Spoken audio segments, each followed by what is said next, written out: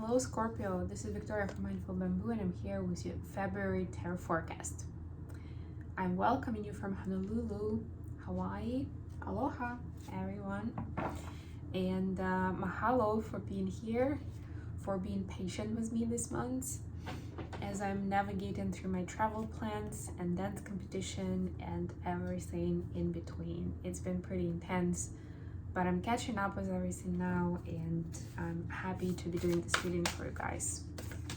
I will be available for personal readings again from next week.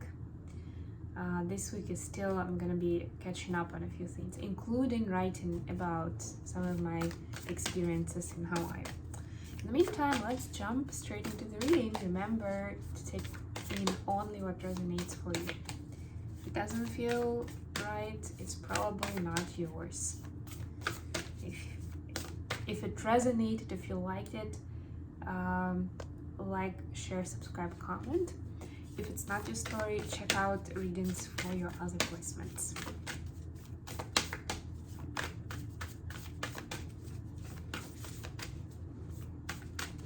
Let's see what we have for Scorpio.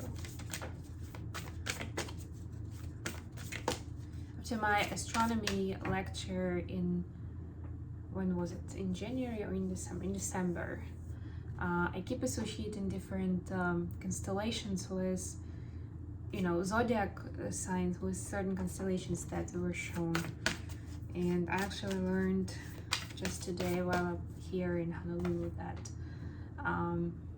Maui actually, like, the legend is that Maui, he was one of those Ethos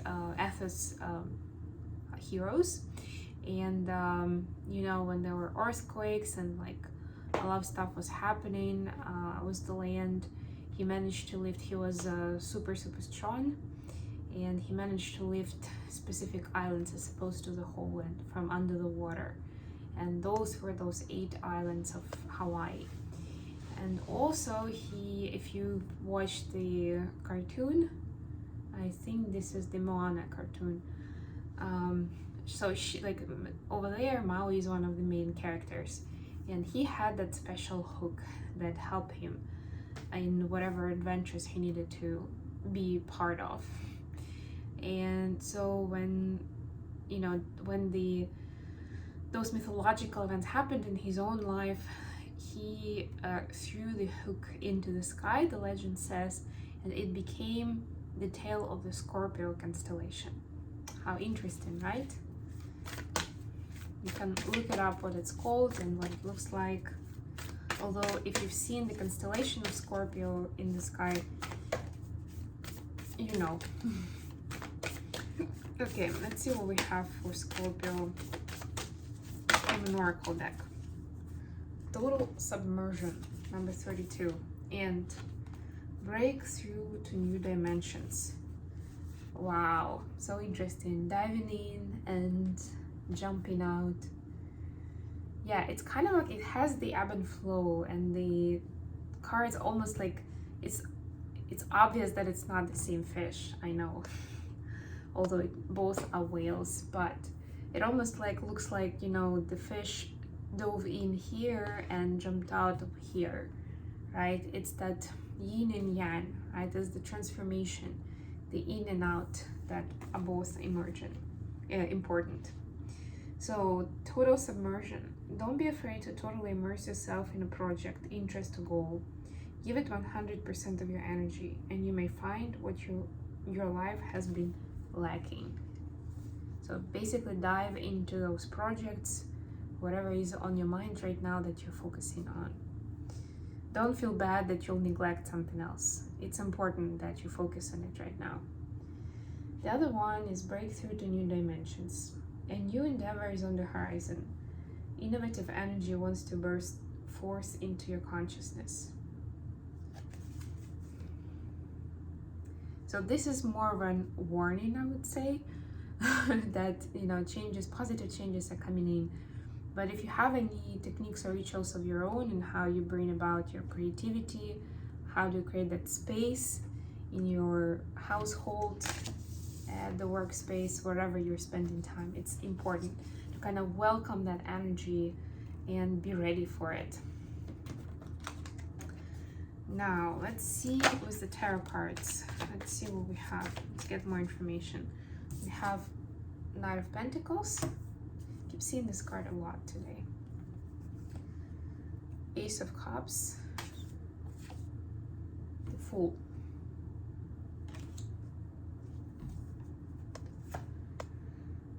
For the career space, we have Knight of Swords.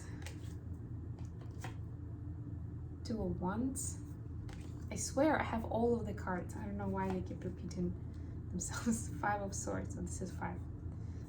I've seen 7 a lot today. And the advice of the universe. Knight of Wands. Page of Wands. 8 of Swords.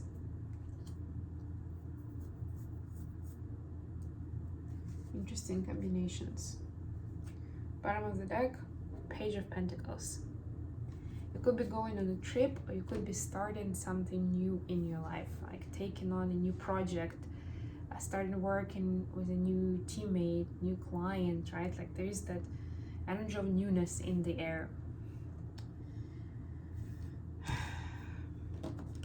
And we can see some Mercury energy here with the Fool card. You could be dealing with a Mercury, but most importantly, there is a lot of love in this relationship from both sides. And this is one of the reasons that your person wants to approach this as a Knight of Pentacles. Yes, just check, and I've seen so many Knights today. They don't want to be the Knight of Pentacles knowing that you're the Queen of Pentacles, right? Or even the Empress, or the King, right? It doesn't have to be a man or a woman, or the King of Pentacles, right? This is where their challenge is helping the growth. And on the other hand, meddling in and imposing something on people can have a very different effect.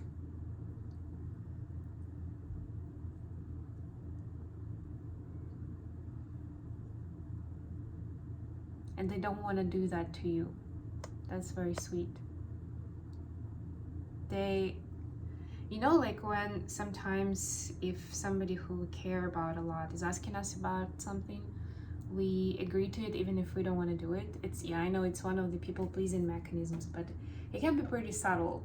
Like the manipulation can be pretty subtle there, or the, you know, the unhealthy part of it.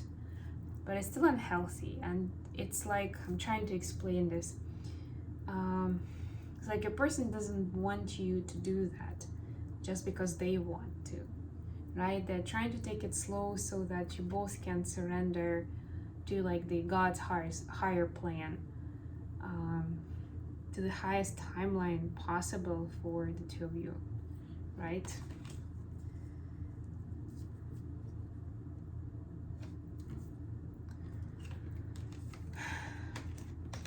For your career space, we have Knight of Swords, Two of Wands, and Five of Swords. A lot of swords. So yeah, it's like you need to make a decision basically, whether you are gonna be very bold and kind of like in your face with your truth, with information, right? It's gonna hurt people, it may feel bad for you because ultimately you'll know that you are somehow bothering them with what you say, with what you do, with how you approach things. Or the other part is kind of do it down under, kind of under the cover, you know, without people necessarily knowing the details, right? It's kind of like, I'll handle it, and then when we have results, then I'll cover it, then I'll share it. So it's up to you what you choose, obviously. Just realize that, you know, if you're choosing option 2, that you may need to deal with additional challenges as well. Like there are no shortcuts here. That's what I was contemplating last night, which is why I had some insomnia, right? Like one of the people that I was renting a place from in the Big Island is my friend. And we had this conversation just a few days back, he respects my skills as a tarot reader. He, like, if he needs advice, he would ask me to throw some cards and see what's going on. But he started the conversation saying that, you know, if I could do some ritual to help people with what, you know, the challenge lies, which we find out from the reading, that would be like a level up, and then everybody would be like running to me wanting to do a session with them. But the truth is, and somebody I guess needed to hear it there, is that and we actually had someone living with us for a while at that place. It's like a shaman that that could do rituals and was making medicine of all kinds of plants, which was lovely actually.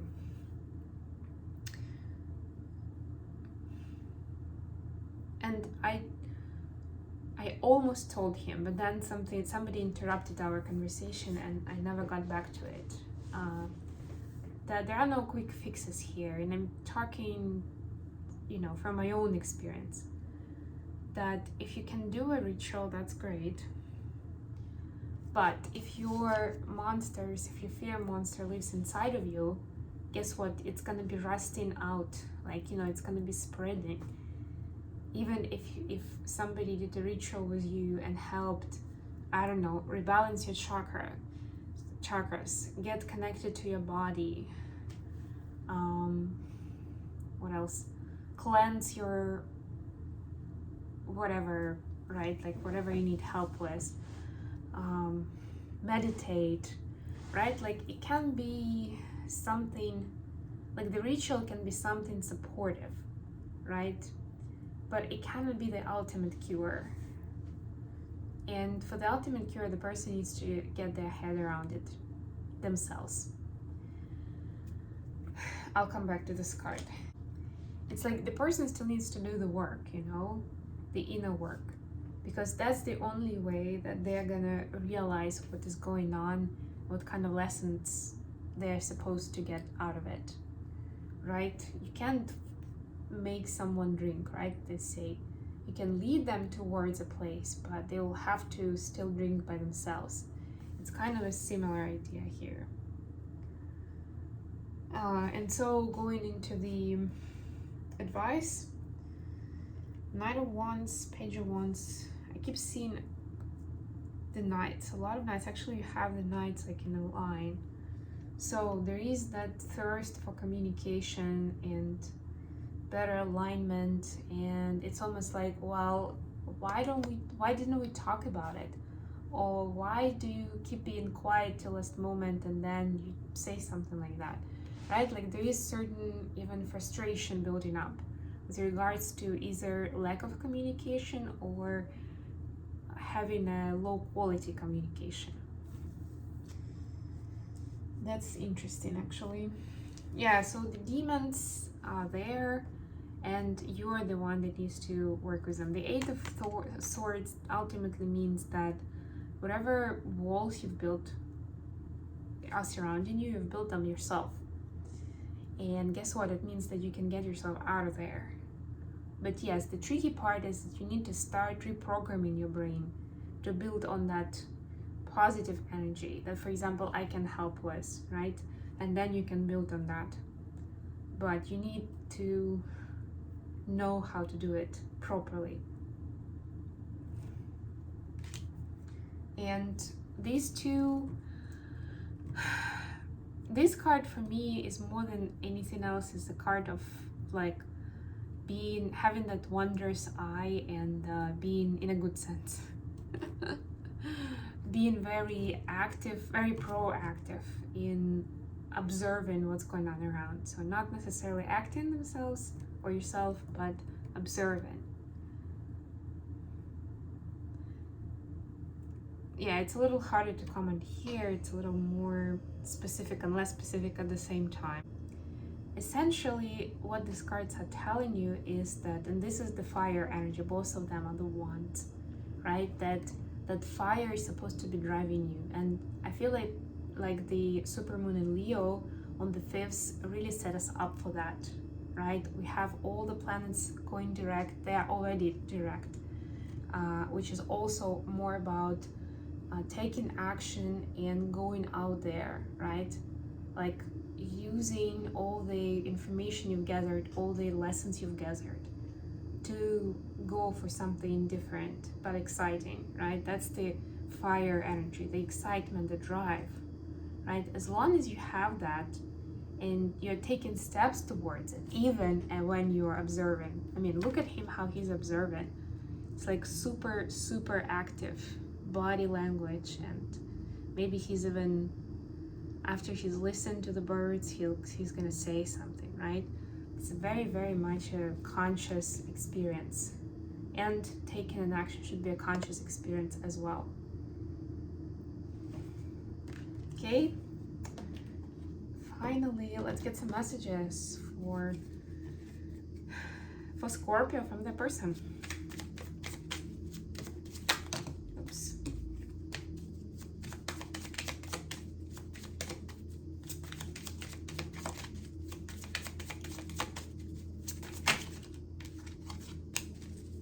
Queen of Swords.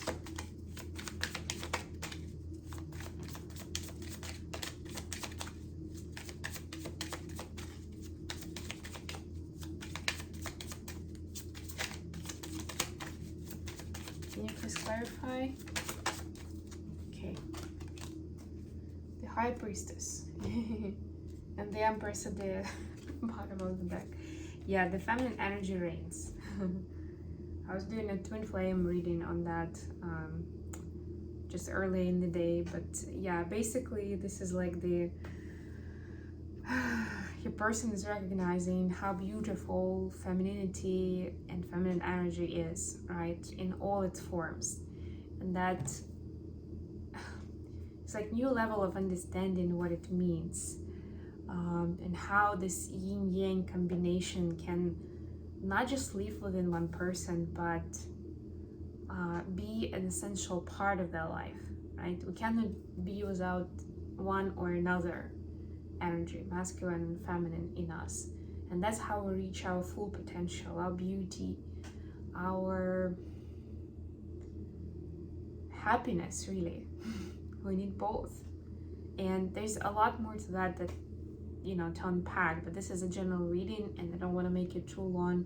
But yeah, with all these feminine roles of different kind, from like different aspects and pursuits, it's like that common theme emerges for like, you know, around the feminine role and characteristics, and also understanding